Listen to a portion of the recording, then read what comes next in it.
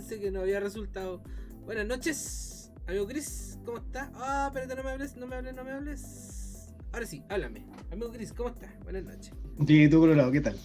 Tengo frío. Bien, ¿no? Bien aquí. Con una partida fallida, pero estamos. ¿Partida fallida de qué? Es que habíamos tirado, había puesto iniciar el stream y ya quedaban como ¿Ya? 10 segundos para iniciar y nuestro invitado llegó, po. Entonces, ¿cómo iba a dejar? Iba a llegar el invitado, iba a poner la escena del invitado, iba a quedar la embarrada en el live. ¿Y qué iba a pasar? Ya, el Cristian me iba a estar recriminando que JP siempre a última hora haciendo las cosas, que me veo triple, me veo infinito. Así que, mira, preferí cortar por lo sano, como dicen por ahí, y empezar de cero. Ya. Bueno, yo te quería hablar de otra cosa. Ah, ya no me interesa. Bueno, en fin, no, ¿qué me quería hablar? A ver. No, JP, quería contarte que acabo de ingresar al Twitch, ¿Ya? así para ver si para escuchar cómo se escucha, y me apareció todo un pedazo de publicidad de... No voy a decir nada, no voy a decir la marca, sí, porque mira, no... nomás, mira, no sé ¿Sí? si nos pagará esa promoción, la verdad. De HBO Max. Sí, HBO Max. Eso debe ser bueno, ¿no? Seguramente nos van a dar alguna luquita, algunos... Sí, pues un 0,000 centavo de dólar. Ya, buenísimo, porque justo me faltaba plata para hacer unos ahora. Se te alcanza para el hueso el tomajo. Y eso, Sí. sí. El plástico, ¿no? Oye, Colorado, pero vamos al grano, porque hoy día tenemos un invitado bien interesante que puede aclararnos muchas dudas y a mucha gente en realidad respecto de lo que está pasando socialmente, de que estamos igual más atentos a las decisiones que toma el gobierno, cómo se está moviendo el Estado, y creo que sería súper interesante poder entender mejor toda esa estructura. ¿A quién me trajiste hoy día para que podamos conversar? Antes de todo, saludar a nuestro amigo Gabriel, que apareció ahí por el chat, que se ve en azul, pero no se ve muy bien. Así que, Gabriel, nuestro amigo psicólogo, que está presente con nosotros ya acompañándonos. Mira, hoy día traje un invitado, es alguien de la casa, pero de mi casa. Lo conozco muchos años. Muchos años. Ya. ¿Hace mucho tiempo o mucho tiempo conociéndolo? No, lo conozco hace mucho tiempo. Conociéndolo. No, lo conozco hace muchos años, más de... A ver, yo tengo 33. Pucha, lo debo conocer hace 28, 27 años. Más o menos. Entonces... ¿Fueron compañeros de sala cuna? Chuta, se me escucha abajo, me están retando. Espérame. Ahí sí. Ya, ahí sí, se me escucha bien, ya. Mira, no sé si de sala cuna no. De sala cuna no fuimos... En realidad no me acuerdo. Pero compartimos muchas aventuras, compartimos con familia, todo. Y... Bueno, él es abogado. Bueno, la descripción que él me dio, porque no traté de buscar información ahí en su Instagram, porque la verdad es que sacamos toda la información de los invitados de Instagram. Pero en su Instagram, en su biografía, no tenía nada. ¿Cachai? Entonces, 0 publicaciones. Tenía publicaciones, pero en su biografía nada. Pues entonces, sabemos que es abogado y es profesor de Derecho Administrativo. Así que con nosotros pasa al escenario Víctor González. Hola, ¿cómo estamos? Hola, muchachos, ¿cómo están? Bien, ¿y tú? Buena.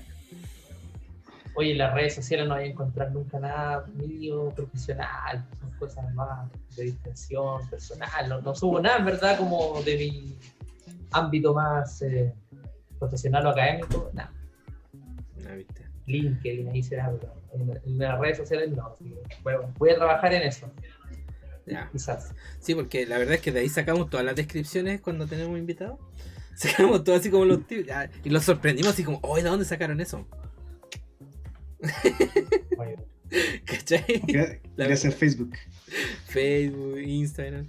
Oye, yo puedo hablar de lo que te conozco, porque como decía, son como 27 años que nos conocemos. Sí, de muy chico, con nuestras mamás que compartían trabajo en común. Ahí de chico siempre nos encontrábamos en la casa nuestra, en la casa de Juan Pablo. los paseos del hospital, porque trabajaba en el hospital. Sí, pues. Y no, años de amistad. Así, Yo me iba a quedar chico, el de fin de chico, semana en su casa. Pero no puedo decir más bueno. detalles porque no puedo nombrar gente, pero... Bueno, la gente no está... Ahora no tiene pelo, yo no sé, antes era colorín con pelo, nada. Sí, es que el estrés postraumático que tuve. Cuando tuve que entrar a trabajar, ahí ya... Eso fue un trauma. Cuando empezó la vida laboral, cuando tuvo que salir del útero, así como a los 18, no, a los 27 años salió del útero. Empezar a humillar, ya. Ya, Chris, dale. Oye, tengo una primera pregunta para nuestro Pero no lo invitado. vamos a dejar que se presente. Esa es mi primera pregunta. Ah, sorry. ¿Te gustaría presentarte, Víctor? Ya, vale. Gracias. Todo Dale. tuyo en la cámara. No, pues mira, yo soy abogado de profesión, soy abogado de mi casa de estudio, que es la Universidad Alberto Hurtado. Actualmente soy profesor de Derecho Administrativo de la misma casa de estudio, de la universidad. Hago clases de Derecho Administrativo 1 y 2. Voy a explicar brevemente qué es el Derecho Administrativo para ir aterrizando un poco qué es eso. Y además soy abogado del Estado. Trabajo como abogado del Estado, soy abogado del Consejo de Defensa del Estado. Entonces yo me envuelvo básicamente defendiendo los intereses del Fisco de Chile. Ese es un poco mi trabajo de lunes a viernes, digamos, además de tener mi trabajo como académico, como les dije, de profesor de Derecho Administrativo. Eso es un poco mi currículum. Tengo, a ver qué más. No me gusta mucho siempre decir como los títulos y cosas así, pero bueno, ya que estamos... Soy magíster también en Derecho Público de la Universidad de Chile, con mención en Derecho Público hace un par de años. Y eso, y mi área de especialización es el Derecho Público en general. Ya podemos andar de qué hablamos de eso y a ver si ahí se le ocurren algunas preguntas, pero eso, no sé si me detengo o sigo explicando qué es el derecho administrativo para entender un poco cuál es mi área de especialización. Yo creo que... ¿Chris? Yo solo quería destacar que tenemos un invitado que estudia harto, o sea, un magíster. ¿Cuál es tu edad, Víctor? 33, igual que Juan Pablo. Ya. No, tiene harto estudio. ¿Te gusta mucho entonces el tema de ser estudiante igual? ¿Cómo surge eso? Sí, o sea, yo creo que igual es muy entretenido como la investigación, leer, pero no leer por leer, leer cosas que te interesan. Yo creo que siempre es una motivación súper grande para poder seguir como especializándote. Yo creo que desde la academia, o sea, desde hacer clases, también tiene ese plus de que te obliga a estar constantemente leyendo y buscando información de todas las preguntas que surgen en tu clase o que tú mismo te haces o que te hacen tus alumnos. Entonces, es un constante aprender y una constante como inquietud de buscar también respuestas en algunas áreas que no hay respuesta hasta el día de hoy, digamos. Eso es. Perfecto. Hoy día nos vamos a culturizar. Como bueno, también lo hemos hecho con los otros invitados, no nos vamos a la idea igual es que sea, no quiero dar la lata, pero que sea un ambiente distendido o algo así igual. Sí. La idea es siempre. No, sí, con nosotros somos súper distendidos. Perdóneme que estoy mandando el link a la gente y que me dijo mándame el link, porque no todos tienen Twitch, no todos tienen que les llega la notificación. Pero eso, bueno, a la gente que nos está viendo, como Chris puso en el chat, lo invitamos a hacer sus preguntas media. Víctor nos va contando lo que hace y ahí me confirmaron que se me escuchaba bien el micrófono. Mientras ahí vayan participando y todas preguntas es bienvenida. Ninguna pregunta es tonta o malvenida. Exacto. ¿Tú querías partir con una pregunta, Chris? Sí, pero acabo de cambiarla. ¿Ya? Sí. Por ahí me soplaron que Vallejos Camila, ¿no, JP? Sí, pues. Sí. Ya. Vallejos Camila estaba proponiendo eliminar una de las cámaras. Entiendo que una se refiere al Congreso y la otra se refiere al Senado. Me quitó la pregunta el desgraciado. Recién vengo a caer. Ahora que ya. Dale nomás. No sé, Colorado, por favor. Todo tuyo, dale nomás. Solo te quiero... Eliminando la pregunta. Espérate que tengo aquí el cuaderno con la pregunta. Pero, amigo, tú no Pues sí, hiciste ¿verdad? ninguna reserva del... Tú no hiciste derecho intelectual, no reservaste nada, así que No, dale nomás. Tranquilo. Todo tuyo. no hay nada que ante notario me perjudique. Espérate, antes Entonces- de empezar, preguntan, ¿Tangananica? Preguntan en el chat. Ahí nomás. Rodrigo con sus preguntas. Suspicaces. Sí. Entonces, Víctor, la pregunta es, ¿qué tan factible, cuál es el impacto que generaría eliminar una de las dos cámaras y cuál es la que es probable eliminar? ¿Para qué sirven de partida? ¿Por qué tienen que haber dos? ¿Cuál es la necesidad? Buena pregunta, gracias. Es una interesante pregunta. Y yo creo que parte de otra pregunta anterior que tiene que ver con cuál es la finalidad que tiene cada uno de los poderes del Estado.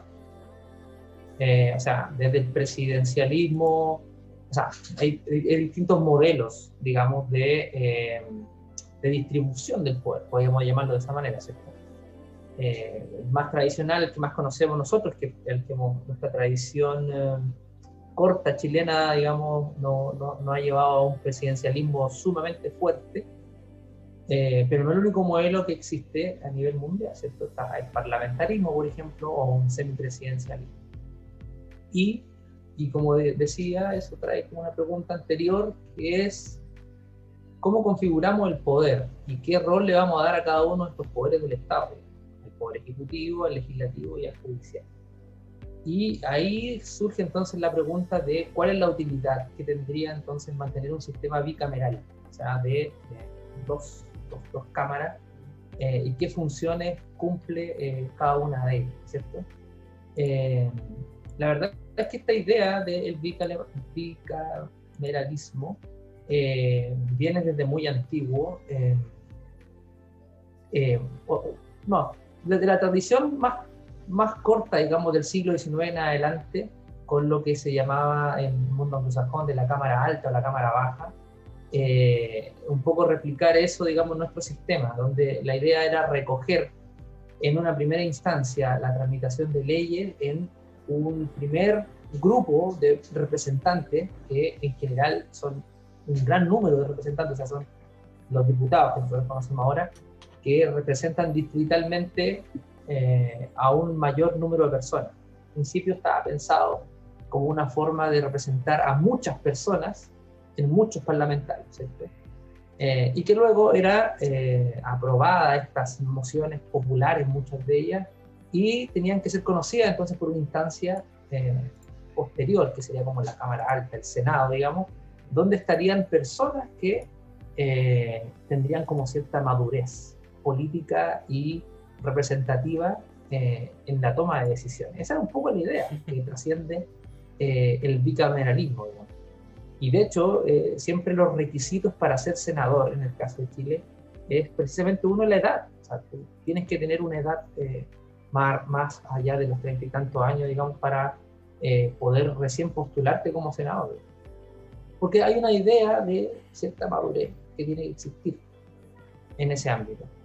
Pero en Chile, digamos, la pregunta que se plantea la bancada comunista en este caso, que sería dar una sola cámara, es porque en la práctica en Chile se ha diluido un poco esta distinción entre la representatividad que puede llegar a transmitir un diputado a un senador. Yo no sé si ustedes perciben qué diferencia tangible existe entre un diputado y un senador en cuanto a su idea, digamos, o a su peso político.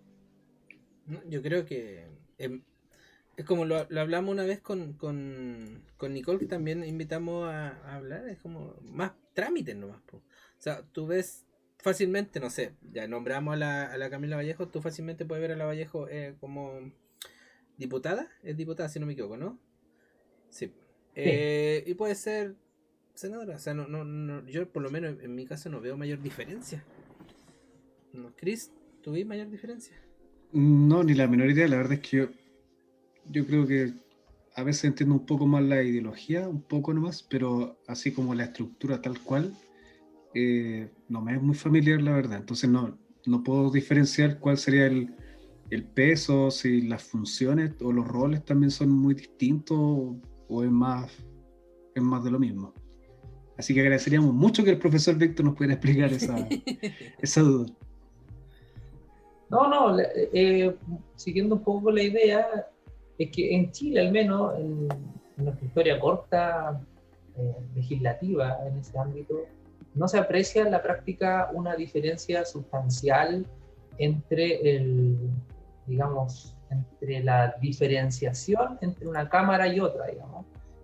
Más allá de que, como todos sabemos, son quienes tienen la iniciativa legislativa, o sea, ambos tienen iniciativa legislativa para proponer proyectos de ley en aquellas materias que no sean reservadas al presidente, como materias de ley. Y más allá de eso, en la práctica el Senado también ha operado como una forma de contrapeso, de veto, digamos, a muchas ideas que vienen desde la Cámara de Diputados. Digamos. No es casual de que muchos de los proyectos de ley terminen resolviéndose en comisiones mixtas, es decir, cuando son aprobadas, por ejemplo, por una Cámara y luego son rechazadas por la otra, se genera una instancia mixta para poder finalmente dar luz a un proyecto donde igual se mezclan diputados y senadores. O sea, hay algo de ruido hace en cuanto a la forma en que se tramitan las leyes. Hay otro tipo de razones, como la agilidad también. O sea, todo este procedimiento en la Cámara de Diputados, luego en la Cámara de Senadores, genera mucha dilatación también, y que muchas de las discusiones que provenían de una de las cámaras son diluidas luego cuando son tramitadas por la otra. Entonces, yo soy, en lo personal, un poco más partidario de quedarnos con una instancia unicameral, pero eso también va de la mano con otra cosa que tiene que ver con reformar también el Poder Ejecutivo, que en Chile es un gran Poder Ejecutivo, tiene grandes prerrogativas, es uno de los presidencialismos más poderosos del mundo, o sea, que más atribuciones tiene, ¿me explico? Entonces, hay que hacer como una especie de compensación, yo creo, entre esta forma, como dije, de configuración del poder desde estos dos poderes del Estado, que es el ejecutivo y el legislativo. Claro, porque, bueno, te adelantaste a la pregunta, porque, mira, estoy buscando la información y son 198 miembros en el Congreso Nacional. No sé si estará bien la información. Quiero creer en Wikipedia. Son 43 senadores y 155 diputados actualmente. Es según la información, los miembros. O sea, ¿en Chile? Aquí en Chile, sí, Congreso Nacional de Chile. Ya, por lo menos es eso. O sea, la cantidad de 150... Me llama la atención, 155 diputados. O sea, imagínate... Antes eran menos, antes eran 120. O sea, imagínate... Ya, con la mitad, en una cámara única de poder tomar estas decisiones, ya tendríamos... A ver, son 90. Ya, para sacar, porque son 198 en total.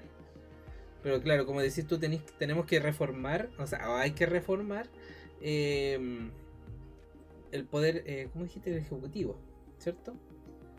Sí. Y yo creo que eso, a como están, vamos a hablar así como libre nomás de todo. Ya, el Cristian ya sé, porque sabe cuando digo eso es que me voy a soltar. Ya como que ya...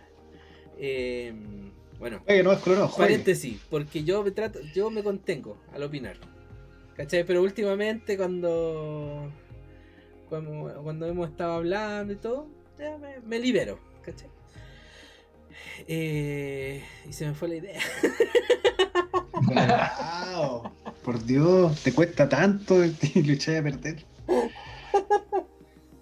Ya, bueno, eso, es como reformar, es con la mitad que tenemos. Con la mitad que tenemos, o sea, se puede hacer algo. Claro, yo creo que entre tantos que los 150 diputados y los 43 senadores se pelean tanto el tema de estar ahí, de volver a ser reelecto, creo que ahora son por 2 periodos, si no me equivoco, las reelecciones, si no me equivoco, creo. Sí, se modificó, claro. Hace poco, o sea, el año pasado creo que fue, bueno, no me acuerdo. Y es, a ver, no sé si el cambio, porque el otro día escuchaba, decía, la vieja política. Le preguntaban a Lavín, si no me equivoco. ¿Cachai? Yo creo que él decía que no, porque él no es parte de la vieja política. O sea, yo encuentro que ya está pasadito y es parte de la vieja. O sea, si tú querís, yo creo que tiene que haber una mezcla entre la nueva y la vieja, para poder hacer algo nuevo, una cámara única. Y yo creo que eso va de la mano, no sé si será así, desconozco desde mi ignorancia. Estoy como el Cantinflas, ¿cachai? Como dándome vuelta y no llego a la idea principal. Colorado, déjate, por favor, anda al grano. Es que estoy leyendo el chat, wey, y ahí me desconcentro.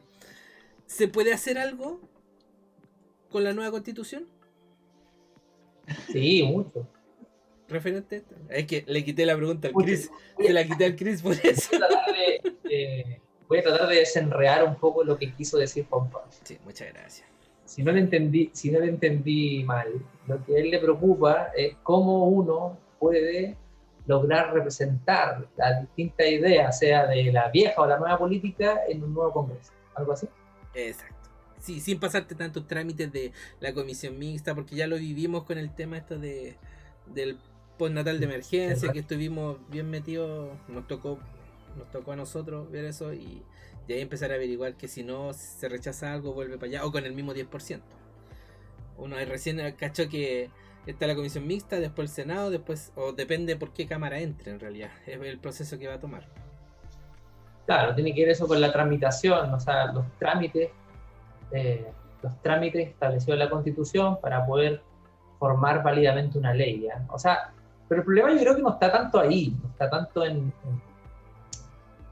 los procedimientos, que siempre se pueden mejorar, evidentemente, los mecanismos siempre se pueden también optimizar para poder dar respuesta rápida a problemas urgentes, ¿ya?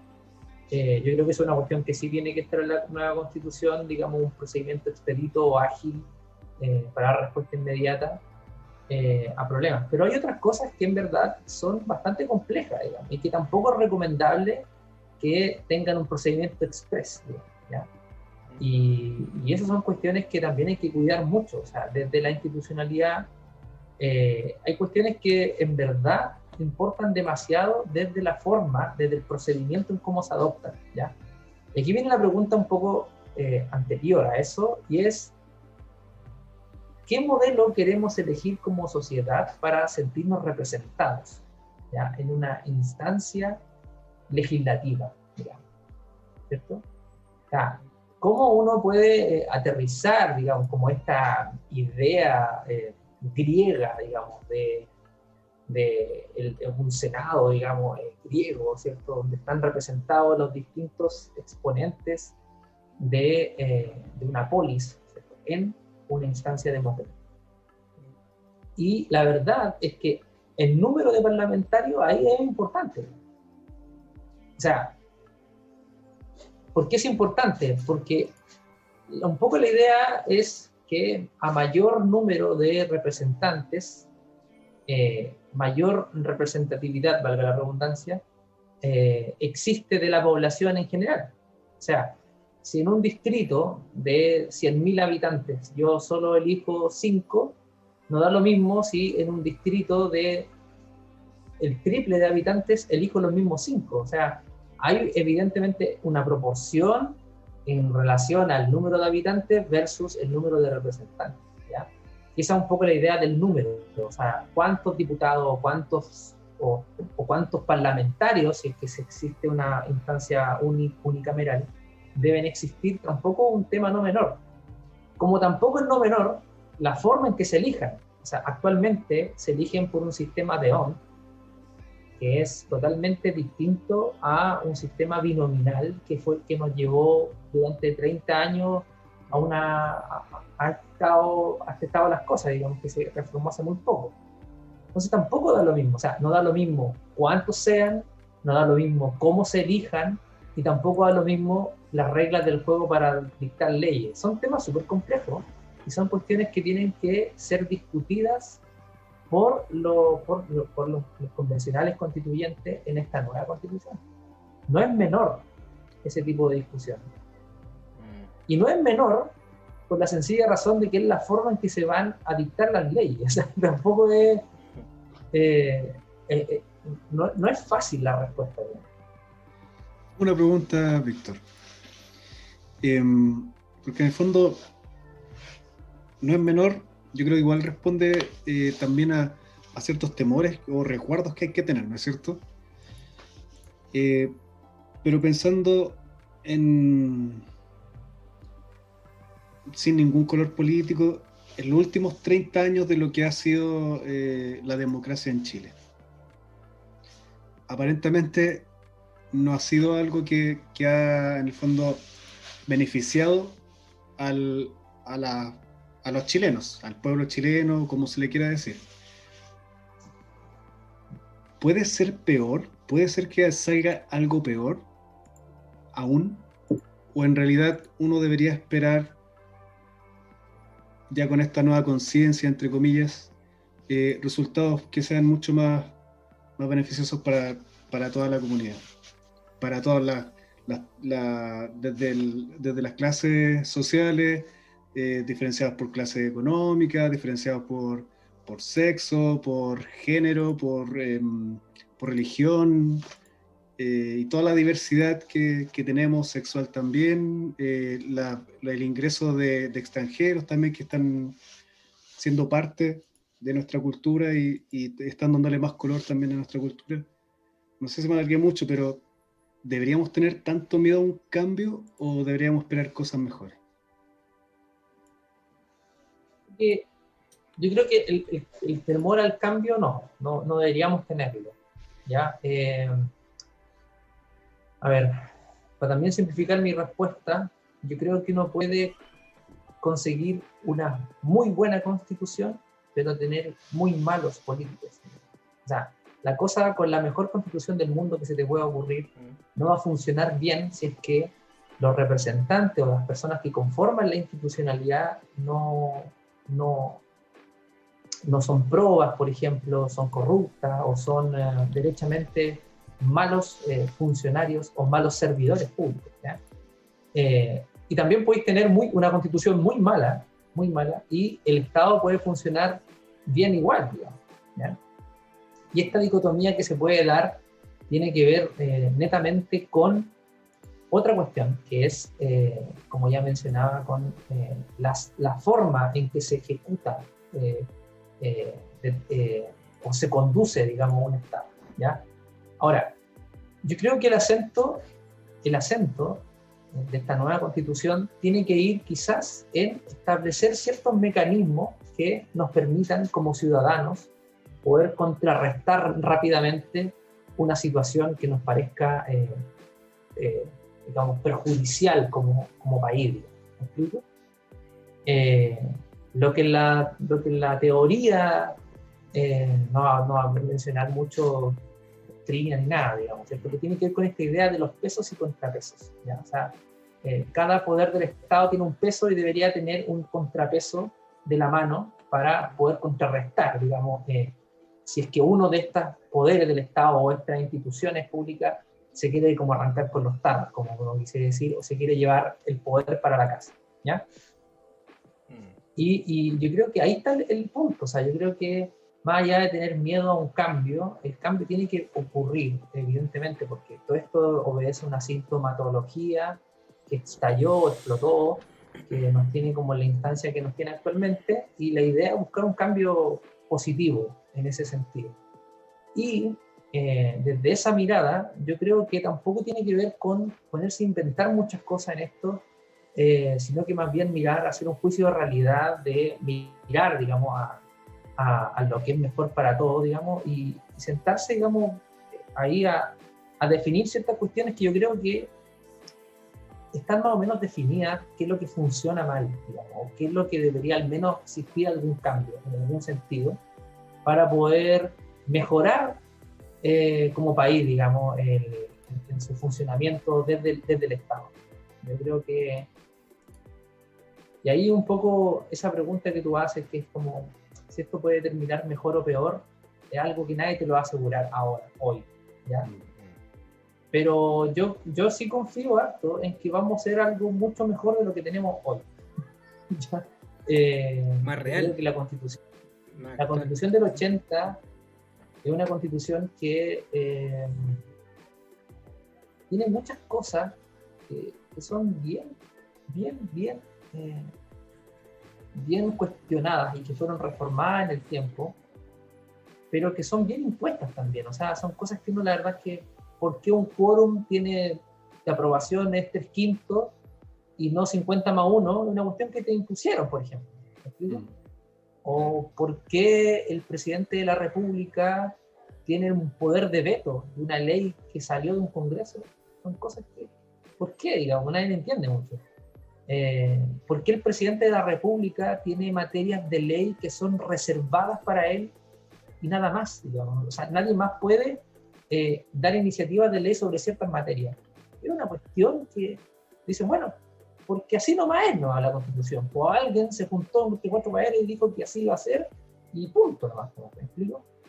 Y otras cuestiones que ya fueron derogadas, por suerte, pero esta Constitución tenía senadores designados, ¿sí? O sea, a ese nivel. Eran senadores designados con el dedo y eran senadores vitalicios, ¿se acuerdan? Pinochet era un senador vitalicio. Sí.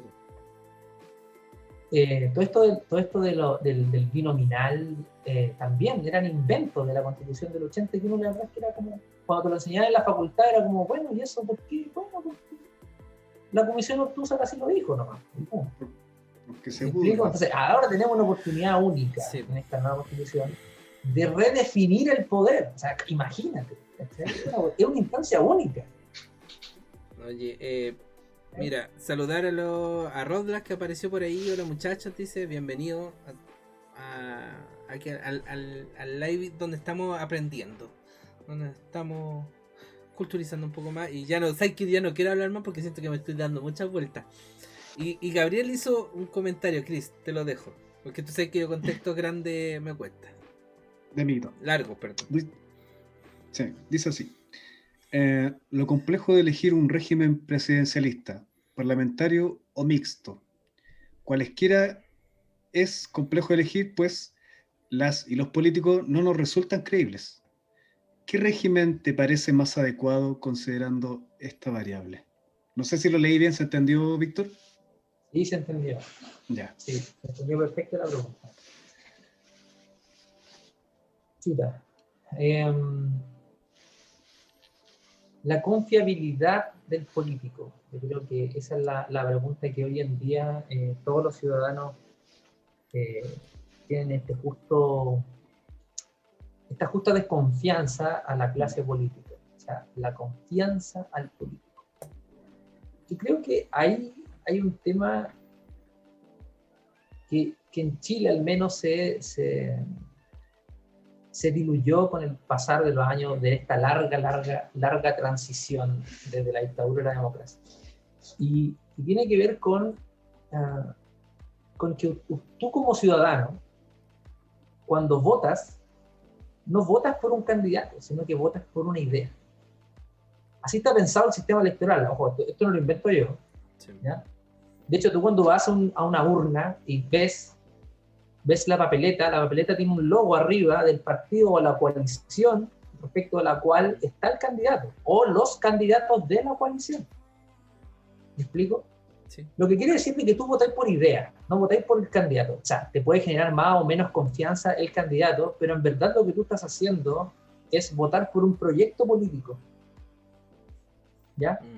Y yo creo que en ese sentido de cómo el ciudadano se conecta con ese proyecto político que es representado a su vez por un candidato, es donde está el mayor desafío. El desafío está entonces en la persona. ¿Ya? Yo creo que el desafío está en todos los ciudadanos de Chile, digamos, de tomarse en serio esto de la idea sobre la cual tú vas a escribir como ciudadano. O sea, ¿por quién te vaya a camisetear o qué grupo de personas es la que mejor te representa?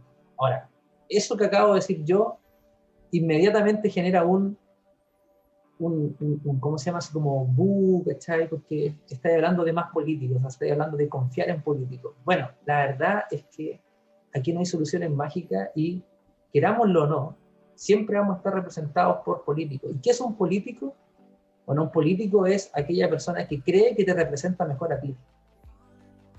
Es un político. Un político es alguien que cree que tiene la capacidad de representarte a ti como ciudadano en determinados contextos y defendiendo determinadas ideas. Es un político. Ahora, que la clase política actual chilena sea desprestigiada por un montón de cuestiones que no vamos a repetir ni comentar acá, es otro tema, ¿ya? Pero aquí vuelve, ¿no?, el desafío, y insisto, está en mi opinión, como invitado, etc. La pega está en tratar de meterse un poco más en política, creo yo. En el buen sentido de la palabra política. O sea, tratar de verdad de inmiscuirte más, averiguar más sobre ideas de personas que piensan que te pueden representar. Ahora, si digo no, yo me callo. No, pero quería, era terminando tu idea, para que la completes nomás. Sí, son nuestras señas, son nuestros... Yo me toco la nariz porque quiero preguntar algo. Me toco el derecho. Sí. Que la pregunta, mira, es una pregunta muy simple. Porque en el fondo uno dice, oye, ¿usted por qué no vota? No, yo no soy político. Pero en rigor somos todos políticos, ¿no? Se supone que está como esa definición de que todos los seres humanos somos animales políticos. Sí, claro. Ya. ¿Pero qué significa eso? Claro. Cuando a mí me dicen, ¿usted es político? No, yo no soy político, yo soy apolítico. ¿Es posible? Nadie es apolítico. Yo creo que sí. Esa es una idea que quedó como en el inconsciente colectivo de la última década y que le ha hecho re mal al país, yo creo. Esto de ser apolítico porque no estoy ni ahí con la política es solamente decir en verdad que no estáis ni ahí con los partidos políticos tradicionales, podríamos llamar. Pero eso no te resta como sujeto parte de una sociedad. Y aquí de nuevo volviendo ya a cuestiones un poco de la finalidad, del ethos del Estado. El Estado está al servicio de la persona, ¿me explico? O sea, esa es la finalidad última del Estado. El Estado está al servicio de la persona. Lo que pasa es que las personas no pueden pretender de que el Estado es una máquina que uno le metió una configuración y que va a estar al servicio tuyo. No, un Estado está compuesto por personas, ¿me explico? Y esas personas son elegidas por ti. La soberanía de la nación, ¿me explico?, recae en los ciudadanos. Entonces, esa idea tan básica es algo que debemos tomarnos más en serio. O sea, de verdad, yo creo que en un sistema representativo sano, uno debería tener una suerte de pirámide invertida. Uno debería tener representatividad local, a nivel comunal, provincial, regional y nacional. O sea, esto parte desde participar en tu junta de vecinos, ¿me explico?, hasta elegir tus concejales, tu alcalde, digamos, que tengan cierta orientación o mirada de sociedad que a ti te acomode, o a ti te guste, o te agrade, o tengas una visión compartida, digamos, de eso. Porque esa persona es la que después la otra instancia va a decidir por ti. Eso es. Tú delegas tu representación en esa persona. Y ahí está lo gravitante, creo yo, más allá de, como mencioné anteriormente, de tener una constitución perfecta, una super constitución, ¿cachai?, que te defienda de todo, ante todo ámbito, etcétera. Son cuestiones que son, por cierto, que se pueden trabajar, mecanismos, como decía yo, de control, etcétera. Pero lo fundamental, ante todo, está en cómo yo como ciudadano me inmiscuyo en estas cosas de quién me va a representar o de qué forma se va a llevar a cabo ciertas cuestiones. Eso, yo creo que eso es la participación ciudadana en todo ámbito. O sea, yo creo que, por ejemplo, cuestiones como el combate a la corrupción, el acceso a la información pública, son herramientas que hasta el día de hoy existen y que son muy poco conocidas o casi nadie, digamos, las usa o las utiliza por puro desconocimiento. Por ejemplo, voy a poner un ejemplo. Si Juan Pablo quisiera el día de hoy saber cuál es el contrato que tiene el camión de la basura con la municipalidad que te saca la basura todos los días, tú lo puedes pedir. Por la ley de Tú puedes hacer transparencia. una solicitud de información y tú puedes pedir esa información al Estado, en este caso a la municipalidad.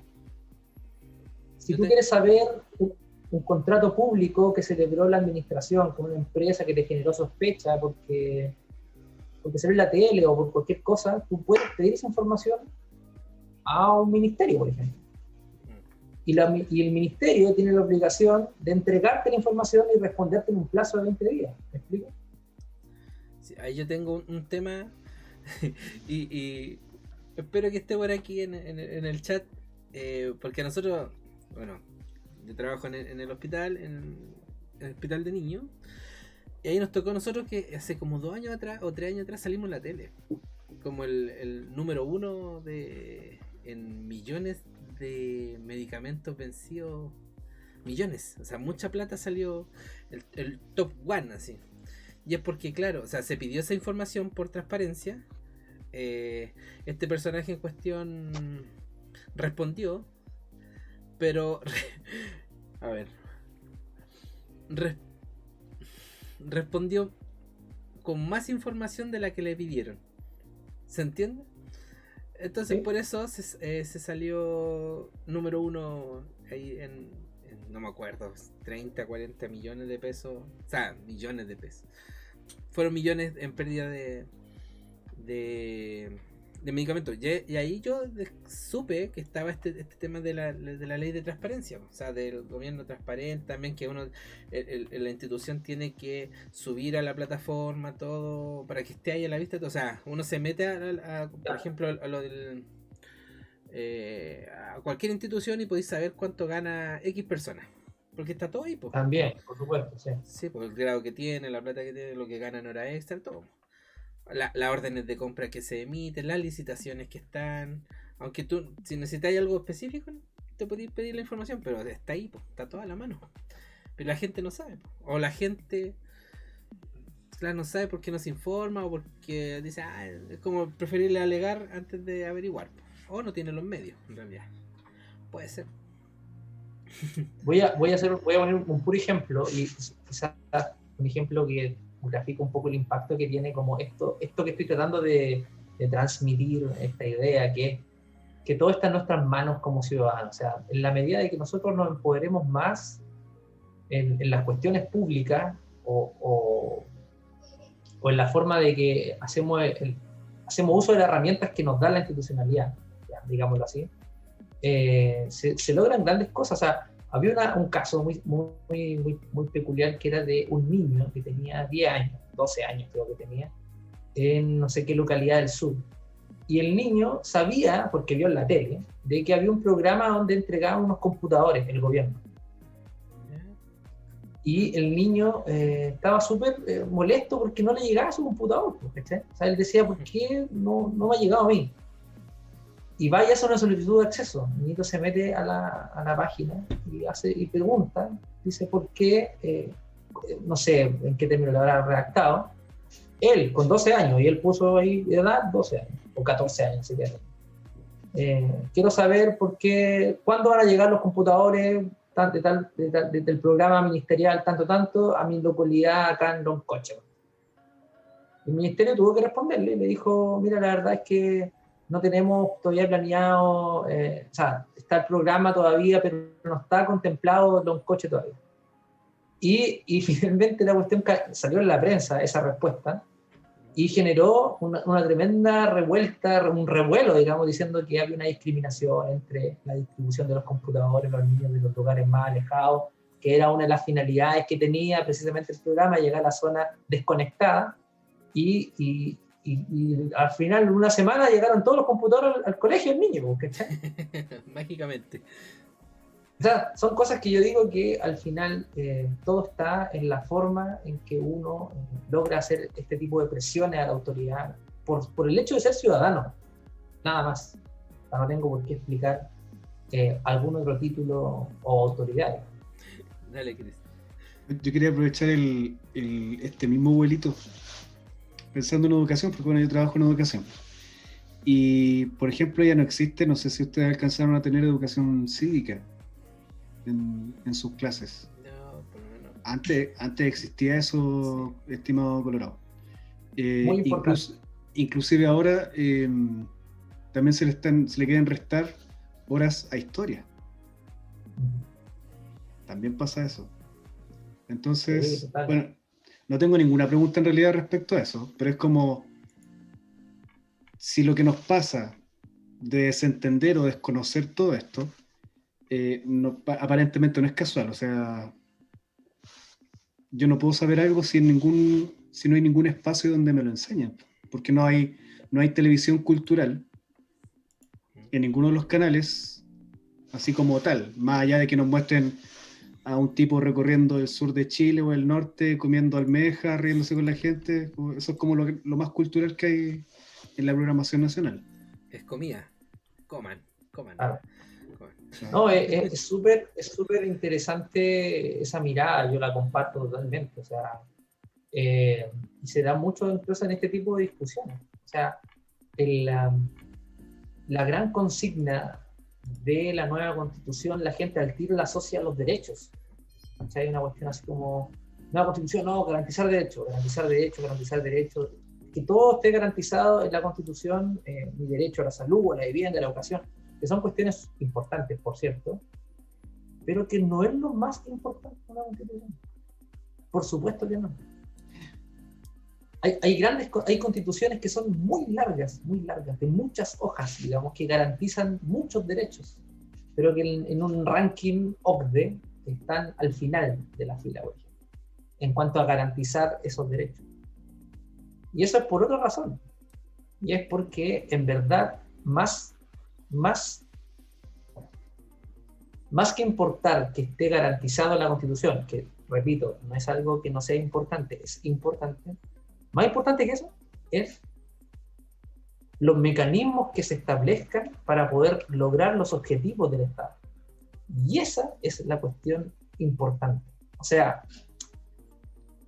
hablar de gobierno regional, de descentralización, de cómo se reparten los recursos, de cómo se destinan los recursos, digamos, son aquellas formas de las cuales tú vas a garantizar más o menos un derecho. ¿Me explico? O sea, cuestiones como las que acabo de mencionar, así como qué parte del presupuesto de la nación se dedica para desarrollo regional en áreas específicas, ese tipo de cosas son mucho más importantes que tener en un papel de que se va a garantizar la salud a todos. ¿Me explico? Porque la política pública en sí tiene que estar sujeta a un modelo de eficiencia o eficacia, ¿cierto? O sea, con el mínimo de plata o con el mismo dinero lograr la satisfacción del mayor número de personas, ¿ya? Y eso que uno podría llamar como la gestión pública está regulada. ¿Me explico? Y eso es lo importante también de esta Constitución. ¿Me explico? O sea, hacernos ese tipo de preguntas de participación, sobre cómo me veo representado en mi región, en mi comuna, a nivel nacional, qué prerrogativas puede tener uno u otro actor. Eso quería acotar. ¿Qué, Cris? Dale, no. Es que no te quiero cortar, pues, Colorado, así que también te quiero preguntar. Dale, pero en el fondo es solo un resumen, así, más allá de cuál es nuestro objetivo, donde tiene que estar el ojo puesto es en cómo se va a lograr ese objetivo, todo el rato ahí. ¿Cómo? Pero ¿cómo? El cómo. ¿Cierto? Claro. Ya. Totalmente. Y ahí volviendo al tema del poder legislativo. El tema de los quórums no es menor. El tema de las materias de ley no es menor.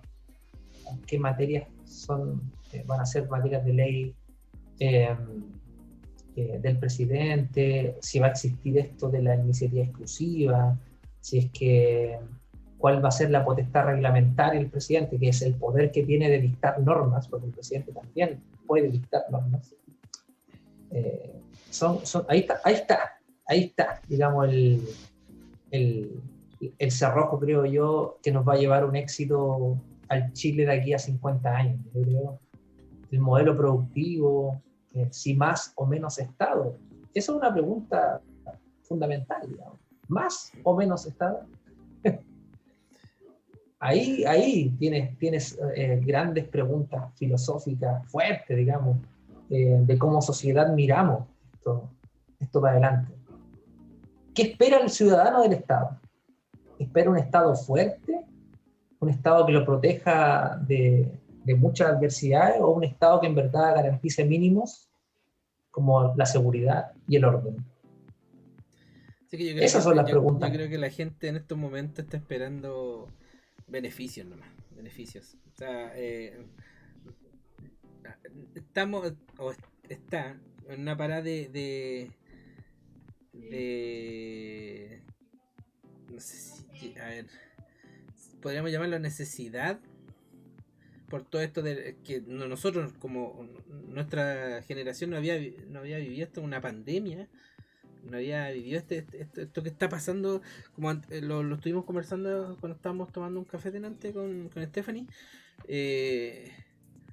O sea, lo normal que era hace 3 años, o normal, digamos, o la costumbre que uno tenía, en estos momentos dejó de ser normal, o dejó de tener. Ahora ya hay que tener otra visión de cómo están las cosas.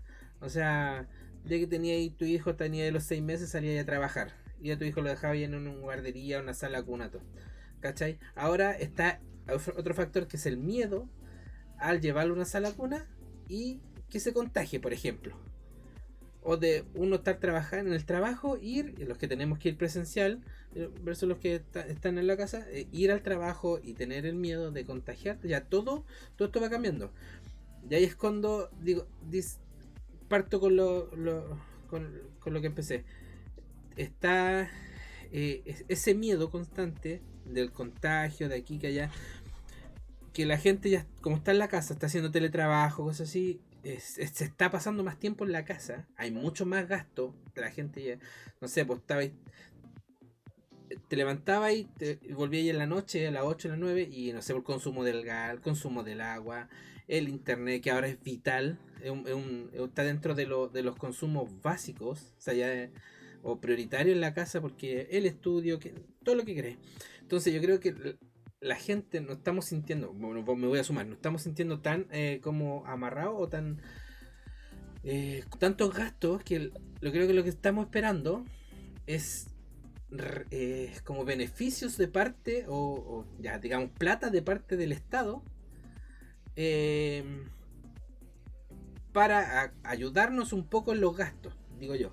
O sea, yo creo que si ahora en estos momentos mañana sale algo, que una información que se compraron 3 F-16, no se está pensando en la defensa del Estado, ¿cachai? Se va, pues, bueno, con esa plata hubiéramos alimentado, no sé, para toda la Florida, por poner un ejemplo, ¿cachai? Entonces, en ese caso, lo que se está esperando, no sé si la mayoría, pero sí está esperando como beneficios. Ya tenemos el IFE aumentado, o 2.0, 3.0, ¿cachai? Entonces, si bien dice, ya, pero la gente es muy poco, no sé. Yo creo que en estos momentos la gente está esperando eso. O no sé, creo, a lo mejor estoy generalizando. Pero más que comprar un F-16 o comprar un submarino para pelear contra Bolivia, estamos viendo estamos viendo eso, yo creo, no sé. Pude cerrar la idea. Uf. Pero ahí el punto, Juan Pablo, es de nuevo. O sea, ahí estamos de nuevo con esta cuestión de la pandemia. Yo creo que de una forma extraordinaria, como chilenos nos hemos preguntado, se juntaron dos cosas, primero el estallido social y luego la pandemia. Hoy como nunca, como chilenos, nos estamos preguntando todo el tiempo y a cada rato, todos los días en las noticias, bueno, ¿cuál es el rol del Estado? No con esas palabras que estoy diciendo yo ahora, pero en el fondo lo que tú estás diciendo es, bueno, ¿cuál es el rol del Estado? Tratas de preguntarte todo el tiempo qué respuesta óptima debería dar un Estado en una situación catastrófica como esta. Pero más allá de eso, otro tipo de preguntas surgen entonces. ¿Cuál es el rol del Estado en materia de salud? ¿Por qué? Y preguntas tan sencillas como esta. ¿Por qué ahora fue posible hacer un sistema unificado en red de los hospitales, ¿ya? Siendo de que hace 5 inviernos atrás o 3 inviernos atrás era típico los pasillos de los hospitales llenos de enfermos, digamos, sin atención oportuna? ¿Por qué entonces esto de la red unificada de camas críticas no se hizo antes en periodos de influenza, por ejemplo, graves, donde nuestros abuelos se morían en los pasillos del hospital? ¿Por qué ahora sí y antes no? ¿Cuál es el rol del Estado en esa cuestión? ¿Me explico? En materia de educación, lo mismo. ¿Qué tan importante tiene que ser para el Estado el bienestar mental, el bienestar, digamos, de nuestros niños? En investigación, en ciencia, ¿por qué una universidad pública austral tuvo que vender sus derechos de un anticuerpo en alpacas que encontró a una empresa australiana porque el Estado no estuvo ahí, digamos? ¿Cuál es el rol del Estado? Ahí está la pregunta, ¿cachai? Todo el tiempo. ¿Y para qué Es sirve un momento esta cuestión? extraordinario. Ya, Chris, ¿qué voy a Cristian. No sé. Estaba escuchando atentamente lo que decía Víctor. Y claro, pues yo creo que ahora muchas de esas movidas, ya no de movidas de la movida, sino movidas, esos movimientos de piezas, se ejecutaron porque, supongo yo, ahora estamos a la vista del mundo desde el 2019 a la fecha, y a Chile está en el ojo, ya lo miran los demás países, se habla sobre lo que sucede acá, sea bueno o sea malo. Entonces creo que igual influye en el fondo la opinión extranjera. Pero yo hace rato quería preguntar otra cosa, que no tiene nada que ver con esto, y así que creo que me voy a salir un poquitito. Seguimos en todo caso con lo mismo. Sí, igual es un tema no menor. Yo creo que no da para conversarlo bien y entenderlo en una sesión menos de una hora cuando estamos así. Yo creo que estas son más preguntas genéricas que haría cualquier ser humano que trata de entender un poquitito cómo funciona el sistema. Yo estaba pensando, por ejemplo, en las propuestas. Estábamos hablando delante de los políticos, la desconfianza con los políticos, de poco al voto. Y claro, tienes toda la razón. En realidad lo que se espera es que uno siga las ideas más que al sujeto en sí.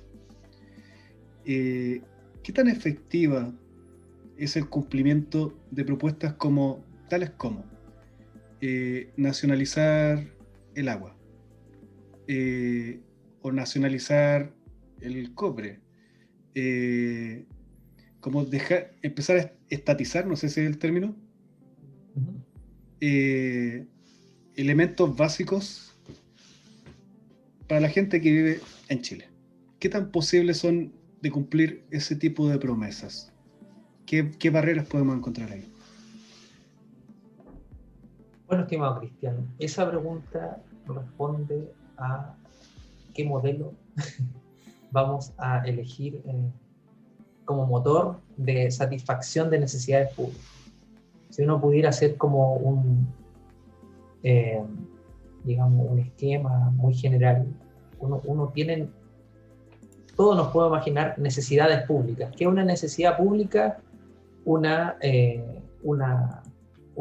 necesidad que nos compete a todos, o que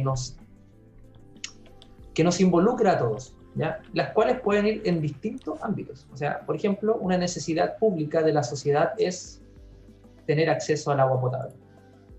Una necesidad pública es tener acceso a la luz eléctrica. Una necesidad pública, ¿cierto?, es salud. Una necesidad pública es educación. Una necesidad pública es seguridad, ¿cierto? Esas son por ejemplo, otros muchos ejemplos de necesidades públicas. Y la pregunta que sigue luego es, bueno, ¿cómo satisfacemos esas necesidades públicas? ¿Lo hacemos con iniciativa privada o lo hacemos mediante la apropiación del Estado de esa necesidad pública? O sea, el Estado mismo va a ser el que va a satisfacer esa necesidad, ¿ya? Ahí está un poco la respuesta esquemática de cómo funciona esto, ¿ya? Y ahí la típica disyuntivas que existen en esto es, bueno, ¿qué tan eficiente es de que el Estado se haga cargo de ciertas cuestiones donde el privado lo puede hacer mucho mejor? Sí, pues se y descuidan ahí de un hospital, no se van a descuidar del agua, por ejemplo. Y ahí tenemos grandes fracasos y grandes éxitos, digamos, de los estados en esos sistemas, ¿no? Pero en un siglo XXI moderno como el nuestro, tenemos otras preguntas más urgentes todavía, como son el agua, los recursos naturales, ¿ya? Y ahí, nuevamente, más que por un afán productivo, digamos, por un afán de que el Estado se apropie de los medios de producción a partir de los recursos naturales, la pregunta está en la protección de la sustentabilidad de la vida de las personas en los próximos 100 años. ¿Me explico? O sea, el eje de la pregunta tuya cambió radicalmente en la última década con el tema del calentamiento global. O sea, ya no es la discusión no pasa por si quién tiene el agua, el Estado o los privados en cuanto a la administración, sino que tiene que ver con la necesidad pública de que un ente estatal se haga cargo de la distribución de un recurso hídrico para garantizar la subsistencia de la sociedad de aquí a 100 años. Así de importante es la pregunta. Y ahí, por ejemplo, la respuesta a esa pregunta, países como Uruguay la resolvieron con un plebiscito. Uruguay llevó un plebiscito si quiere que el agua esté en manos del Estado, digamos, o no. O sea, son bienes nacionales de uso público, evidentemente, son de todos los chilenos, digamos, ¿ya? Pero no da lo mismo quién tiene la propiedad sobre los derechos de agua, que es lo que ocurre en Chile actualmente. O sea, lo que pasó en Petorca, tuvo que venir la Corte Suprema a decir de que las personas tenían que tener garantizado un mínimo de litros diarios de agua. A ese nivel, ¿me explico? Entonces la pregunta es muy importante, ¿ya? Ahora, eso en cuanto al agua, ya que es una cuestión... Ahora, en cuanto a los recursos naturales que tienen que ver, o sea, perdón, con los recursos minerales, que también son bienes nacionales de uso público, o sea, son cuestiones que son de todos los chilenos, son concesionadas hoy en día, digamos, son puestos a concesión de privados, donde ellos obtienen entonces una ganancia por explotar ese recurso, ¿ya? Y aquí la pregunta sobre los recursos naturales, digamos, minerales, llamémoslo así, tiene que ver con la productividad, evidentemente, de un país. ¿Cuál es el sueldo del país, en el caso de Chile, con la minería, que es una cuestión muy importante y no menor? Ahora, el principal cuestionamiento ahí que se ha dado tiene que ver con cuánto queda de ganancia para el Estado, y con ese dinero, por tanto, satisfacer otras necesidades públicas, a partir de la concesión a privados de la explotación, ¿ya? Y ahí hay temas muy interesantes, Cristian. Yo creo que, por ejemplo, en materia del litio, es un tremendo tema. O sea, el litio, dicen los expertos, digamos, que es el combustible del futuro. O sea, las baterías van a ser los que nos van a mover el día de mañana, porque las emisiones de carbono, o sea, los combustibles contaminantes, digamos, no van a quedar obsoletos en el corto tiempo. Y Chile, junto con Bolivia, es uno de los países que tiene las mayores reservas de litio en el mundo, ¿cachai? Y tenía experiencias como la boliviana, donde se pusieron a hacer autos eléctricos. Y ahí las preguntas que tenemos que hacer nosotros como sociedad es, ¿vamos a venderle el litio a los chinos para que ellos hagan las baterías y nos vendan los autos eléctricos? ¿O las baterías las vamos a hacer nosotros y nosotros vamos a vender los autos eléctricos? ¿Me explico? Como siempre. Ahí está, digamos, ese tipo de discusiones. Es como lo que pasa en Pero- Puerto Montt con el tema de los salmón, po. Que pucha, no recuerdo muy bien cómo era, tantas veces que he ido a Puerto Montt me han explicado la historia, pero que mandan a China como para crear chip, una cosa así, no me acuerdo qué es lo que sacan del salmón para... O sea, no creo que peguen un salmón y hacen un chip, no, pero algo hacen con... No me acuerdo en estos momentos ya, pero era... Nada que ver. Siga, Chris. se me fue. Voy a buscarlo.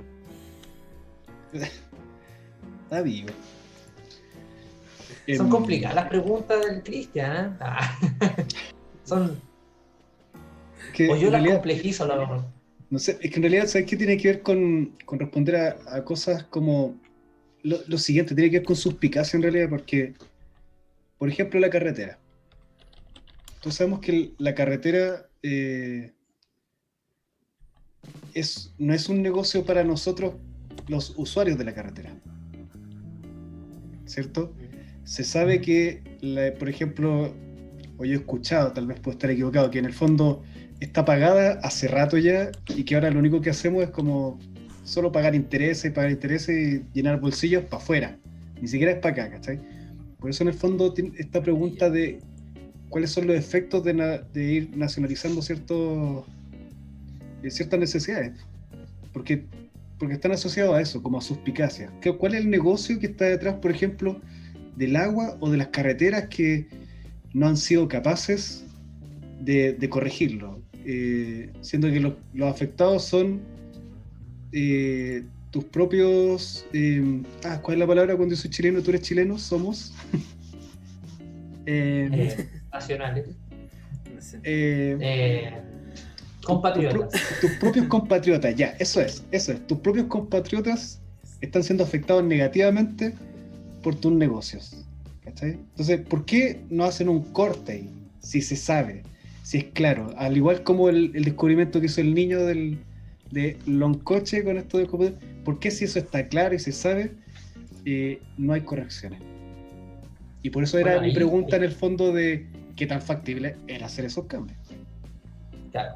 Ahí yo creo que ahí Cristian da el clavo sobre cuestiones que tiene que ver con el impacto que tienen las decisiones políticas y públicas que son legales, ojo, no hubo una corrupción en esta cuestión de las concesiones de carreteras, por ejemplo. Fue todo dentro del marco legal. Lo que pasa es que el marco legal era tremendamente permisivo a establecer contratos que fueron muy benevolentes, digamos, con los españoles en este caso. Que fue en un tiempo en donde Chile, digamos, se quería proyectar la imagen de una productividad y de un incentivo al empleo y a la productividad mediante la inversión extranjera, ya que era como esa la idea que subsistía. O sea, al Estado le salía muy caro hacer autopistas de doble vía con 4 pistas por lado, digamos, que tenían estándares mundiales internacionales, ¿cierto? Le salía muy caro, entonces lo que él podía hacer es, a través de una ley de concesiones, concesionar esto, digamos. ¿A quién? A un privado. Pero bueno, hasta ahí puede parecernos bien o mal algunos, pero la idea, digamos, no era mala. Esto de que el Estado no tenía plata y por tanto que lo hiciera a través de un concesionario, pero que la vía siempre iba a ser chilena, porque era suelo chileno, obviamente, y la concesión era solamente por la explotación de esa vía. ¿Qué fue lo que pasó? Fue que el contrato salomónico, o sea, el contrato era por 30 años a unas tarifas aberrantes, o sea, me explico, es como cualquier persona dice, bueno, pero usted esta inversión la recupera en 10 años, ¿qué va a pasar por otros 20 años? Bueno, el Estado de Chile ya firmó un contrato conmigo como privado, ¿me explico? Y esto qué va a hacer, pues. Y ahí uno dice, bueno, ¿qué hago yo como ciudadano frente a eso? ¿Me explico? ¿Qué herramientas tengo yo como ciudadano para poder revertir algo que nadie me preguntó? Porque cuando ahí firmó el presidente con el ministro de Obras Públicas, nadie me preguntó si yo estaba de acuerdo o no con eso. Bueno, Y eso es porque en el sistema normativo chileno, el presidente puede firmar ese tipo de contratos. Ahí de nuevo volvemos a la pregunta. O sea, ¿qué tipo de mecanismos vamos a establecer nosotros como ciudadanos en esta nueva constitución que permitan poner freno a ese tipo de cuestiones? ¿Vamos a hacer plebiscitos revocatorios, por ejemplo? Si hay leyes que son fraudulentas, como todos sabemos, por ejemplo, la ley de pesca industrial, que le llamaban la ley Longueira, por ejemplo, que fue, después se supo con el tiempo que hubieron ahí tráfico de influencias con las pesqueras, correo electrónico grave, digamos. Bueno, otros países eso lo solucionan con una ley revocatoria o con un plebiscito revocatorio. O sea, se convoca un plebiscito si usted quiere o no quiere eliminar esta ley que tanto daño le ha hecho al país. Es que ahora me hace más sentido. Ahora recién puedo entender. De antes lo había entendido, pero ahora así como ya me cayó la teja, me hizo sentido realmente. Eso de es más importante el mecanismo que el derecho finalmente que se exige. Claro. Ahí está, ahora le encuentro mucho más sentido a eso. En el fondo, ¿qué tan presentes podemos estar nosotros como ciudadanos frente a cierto tipo de determinaciones?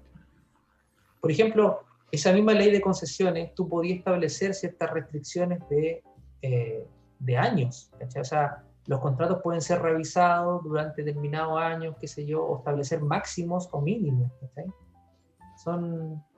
Son cosas que fueron discutidas en un tiempo en Chile, que probablemente si las volviera a discutir ahora no saldrían, o sea, no sería ley, ¿me explico? O sea, y ahí si tú empezás a hacer como arquitectura del poder, si podríamos llamarlo así como arquitectura del poder, si tú empezás a ver como en qué instrumentos normativos están reguladas las cosas más importantes de nuestro país, están regulados en decretos leyes. ¿Y qué es un decreto ley? Bueno, el decreto ley era el instrumento normativo que tenía el dictador para dictar leyes. Los llamados decretos leyes número 1. Decreto ley número 1 que regula, el decreto ley número 2. Eran leyes en tiempos de facto, en tiempos dictatoriales, y que hasta el día de hoy están vigentes. ¿Me explico? Sí. Oye, bueno. Para ir cerrando, está bueno, está entretenido, me ha gustado, estoy aprendiendo, de a poco yo me he estado también, como dijo Víctor, hay que meterse en esto y ir averiguando más allá de un partido, sino que ir metiéndose en lo que es la política. He aprendido, yo no tuve educación cívica lamentablemente, a mí me gustaba historia, pero siento que lo que enseñaban no me gustaba más la historia de Chile. Bueno, en fin. El Cristian tenía una pregunta que te la quería hacer, que era con la que íbamos a partir esta transmisión. Y así como a mí me quitó las preguntas, yo voy a hacer... El Cristian está tan preocupado, mira, es como para distender ya esto de ir cerrando, por eso voy. Pero ahora se avergüenza de la pregunta que iba a hacer. Lo que pasa es que tú te perdiste una conversación previa con Víctor. Ah, sin mala onda. Sí, entonces de facto nosotros hicimos un acuerdo, un decreto ley que prohíbe realizar esa pregunta. No, vaya a dejar la audiencia como que hay preguntas tabú, si no es eso.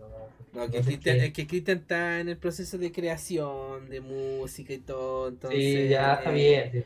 El Cristian quería empezar a resguardarse antes que le quiten la idea, porque ya le quitaron muchas ideas cuando fuimos músicos, o sea, cuando estuvimos en la banda, le robaron muchas ideas, entonces él quiere asegurarse eso. Y ¿a todo esto cuál era la pregunta? De los derechos sobre la propiedad intelectual, sobre la propiedad intelectual. Sí, es que bueno, ahí también importante, o sea, también el tema del mundo de la idea, también tiene un marco normativo, evidentemente. Hay un área hay un área del derecho que se llama propiedad intelectual, propiedad industrial, que es tremendamente importante hoy en día para todos los que se dedican sobre todo al área de la creación, ¿cierto? O sea, los que crean contenido, música, etcétera, una cuestión tremendamente importante para ellos el dejar registrado. Mecanismos existen, por supuesto. ¿Sí? Aquí uno puede registrar marcas, puede registrar de todo. O sea, hay fonéticas que se registran, ¿no? Compases. Tú, de hecho, como cuando tú vas a inscribir una canción, etcétera, inscribes la partitura, el ritmo, la especificidad de eso se da. De hecho, cuando hay disputas por marcas o por propiedad intelectual, se produce también por eso, o sea, porque yo tengo patentado un ritmo, una letra o una melodía, digamos, y que esa es plagiada, eso tiene una disputa, se generan controversias administrativas, de hecho, y se puede regular. Ahora, lo que la pregunta no era que la pregunta era tabú, lo que pasa es que le decía a Cristian que yo no sé mucho, o sea, no sé al callo, digamos, toda la regulación de la propiedad intelectual en cuanto a costos, procedimientos, etcétera. Sabe más mi esposa de eso que yo. La Paz se dedica más al tema de la propiedad industrial o intelectual. Listo, ¿qué pasa la esposa entonces? Claro. No, pero cualquier pregunta es barato, yo cobro para nada. No, bueno, ahí sí podemos hablar. Con esta entonces ya estamos cerrando. Esta conversación estuvo muy entretenida, muy intensa. Cabezona. Los días estoy leyendo, escuchando un podcast que decía: este libro es cabezón. Cuando llegaba a una librería, le decía al bibliotecario: ya fome, ya olvídelo, que en su momento era entretenido. No, sí, ya, chao. Pues JP nos va a dejar metido, ya, completa el chiste. Llegaba a la biblioteca y le decía: oye, caballero, sé que quiero un libro. ¿Pero qué libro? No, quiero uno cabezón. Eso era. ¿Y cómo identificar?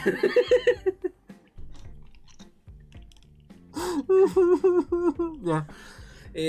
Nos empezamos a despedir entonces. Mira, Víctor, me cuesta decir Víctor. Te dejamos unos minutitos ahí para unas palabras finales después, Chris. ¿O querés Chris primero, después Víctor? ¿No? Ya, vamos con Víctor primero. Dale nomás unas palabritas. Primero agradecer la invitación. La verdad es que cuando Juan Pablo me escribió, yo feliz de darle la cara y poder conversar en este espacio bacán, me encontré súper entretenido, así que yo feliz de ir cuando me inviten. Ahora, como ustedes tampoco no tuvimos ninguna pauta, y esto es verdad, o sea, la verdad es que no sabía mucho que íbamos a conversar, pero como ustedes pueden ver, a veces en este tipo de temas no hay preguntas binarias, o sea, no es como A o B, no, mira, yo creo que el presidencialismo es mejor que el parlamentarismo, no, porque responden a necesidades y tiempos de las sociedades, ¿cachai? O sea, lo que es bueno hoy para Chile puede que mañana no tenga nada que ver, ¿cachai? Entonces, claro, ahí hay un tema. Ahora, lo otro es que, claro, también pueden ver de que hay un mundo en cada una de sus preguntas. Yo creo que todo esto de la nueva Constitución y todas las cosas que se pueden regular en la nueva Constitución dan para discusiones de horas, digamos, y por tema y por subtema, ¿me explico? Pero quiero que se queden con la idea de que en esta nueva Constitución todo puede pasar. O sea, si es que los constituyentes se ponen todos de acuerdo y dicen de que ahora la bandera nacional no va a ser la chilena tal como la conocemos, sino que va a tener 2 estrellas, eso puede ser perfectamente posible, digamos. O que va a ser ahora la bandera mapuche, va a ser nuestro emblema nacional, eso también puede pasar. O sea, desde ahí para adelante son cosas que están reguladas en la Constitución. Todo eso está regulado en la Constitución, ¿me explico? O sea, y eso, pues, y la Constitución por primera vez va a ser escrita, de verdad, por ciudadanos. Esto es inédito, de verdad, en la historia de Chile es inédito, y del mundo también. en donde no son escritas por representantes expertos o por personas elegidas, digamos, por gobiernos de facto o por otras instancias no tan democráticas como esta, nos da un puntapié extraordinario, digamos, para de verdad repensar bien el Chile que queremos de aquí a muchos, muchos años. Así que eso, pues agradecer la invitación y felicitarlos por este espacio. De verdad que está súper entretenido. Y bueno. Vale, gracias. Por mi parte, Víctor, tremendamente agradecido por tu tiempo primero, por haber tenido la disposición, por además haber respondido a nuestras preguntas que claro, a veces pueden ser complejas de contestar porque también son complejas de preguntar. Entonces hay una relación directa ahí, porque el tema no era fácil, era cabezón, como dijo el que fue a comprar la librería. Y bueno, con lo que tú nos cuentas, claro, ya uno puede aventurar o pensar que se viene el Juego de Tronos de Chile ahora, con esto de la Constitución y todo lo que pueda surgir y emerger de ahí. Pero en relación a esta conversación que hemos tenido, tremendamente agradecidos, aprendimos cosas nuevas, como siempre, muy contentos con los invitados que nos dejan algo y que es un cambio en la persona. En el fondo, cada información nueva, cada aprendizaje genera un cambio también en uno, así que por mi parte muy agradecido por tu presencia. JPEX. Bueno, en el chat dice La Purga versión Chile, dijo Rodrigo. Después de tu comentario. Yo por mi parte, bueno, agradecer a Víctor por el tiempo, el espacio, haberme respondido el mensaje, haber aceptado la invitación y haberlo visto después de tanto tiempo que no nos vemos cara a cara. Y ahora entiendo por qué mi mamá siempre me dijo, tenés que ser amigo de... No. No, sí. La vista se hizo ahí de tiempos pequeños, de tiempos remotos. Nada más que decir, muchas gracias. Bueno, ahí yo creo que te vamos a buscar en un ratito más, en el sentido de que van a quedar más dudas, después con el que vamos a conversar de esto y hoy con el tiempo van a ir saliendo más cositas que te podemos ir preguntando, ya que nos dejaste las puertas abiertas para poder invitarte. Quizás, no sé, juntar a Gabriel con el Víctor, que ahí el Víctor el Gabriel está diciendo buen capítulo ahí en el chat, así que mira, uno nunca sabe.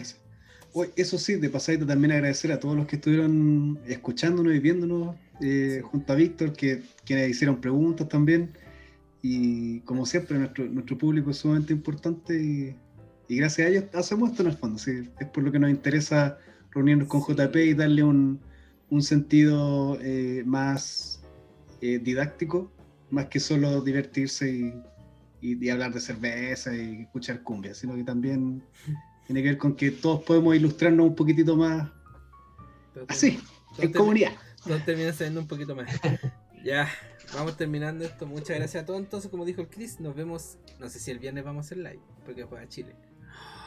No, listo. Gente, descansen ese día nosotros. Este otro miércoles tenemos a... Listos los invitados. Ya, por primera vez ya sabemos quién va a estar el próximo miércoles. Sí, así que lo vamos a dejar ahí. Lo único que puedo decir es un youtuber chileno. Ahí. Listo. Corta. Nada más. ¿Ya? Que se sepa. Que se sepa. Nos vamos entonces. Muchas gracias a todos por estar acá. Nos vemos y esto se termina en 3, 2, 1. Adiós.